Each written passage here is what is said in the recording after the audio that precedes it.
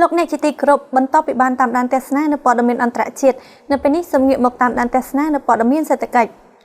សាលារៀនអន្តរជាតិ Cambridge ប្រទេសសិង្ហបុរីផ្ដល់អាហារូបករណ៍ចំនួន40កន្លែងដល់សិស្សកម្ពុជា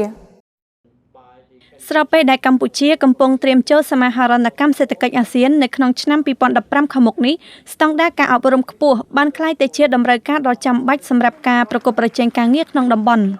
ដែលមើលឃើញពីសក្តានុពលទីផ្សារនិងការប្រឈមមុខនៅក្នុងប្រព័ន្ធអប់រំនៅកម្ពុជាសាលារៀនអន្តរជាតិ Cambridge របស់ប្រទេសសិង្ហបុរីបានវិនិយោគនៅលើវិស័យអប់រំជាលើកដំបូងនៅក្នុងប្រទេសកម្ពុជាតាមរយៈការរៀបចំកម្មវិធីអប់រំជាជំហានដំបូងដោយផ្ដោតជាសំខាន់ទៅលើការបណ្ដុះបណ្ដាលចំពោះកុមារបើតាមការបញ្ជាក់ពីសំណាក់លោក Dennis NG នាយកសាលាគ្រប់គ្រងសាលារៀនអន្តរជាតិ Cambridge បានបញ្ជាក់ថា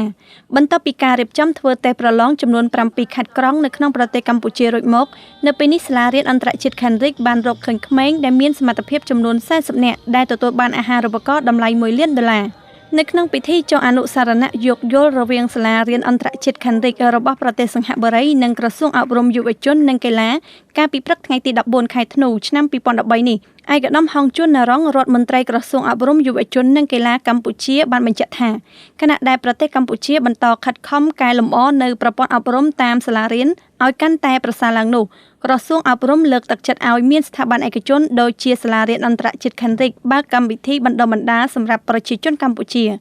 ឯកឧត្តមបានបន្ថែមទៀតថាដោយសារតែប្រទេសកម្ពុជាគឺជាសមាជិកអាស៊ានប្រជាជនកម្ពុជាពិតជាត្រូវការអប់រំនិងការសិក្សាពីគ្នាទៅវិញទៅមកសូមបញ្ជាក់ថាសាលារៀនអន្តរជាតិ Cambridge គឺត្រូវបានបង្កើតឡើងដោយក្រុមអ្នកជំនាញពីក្រសួងអប់រំរបស់ប្រទេសសិង្ហបុរីនៅឆ្នាំ1988នាពេលបច្ចុប្បន្ននេះសាលារៀននេះគឺជាគ្រឹះស្ថានបណ្ដុះបណ្ដាលឈានមុខនៅប្រទេសសិង្ហបុរីដែលមានសិស្សនិស្សិតច្រើនជាង 10000 នាក់ជាមួយនឹងសាខាជិត30ទីតាំង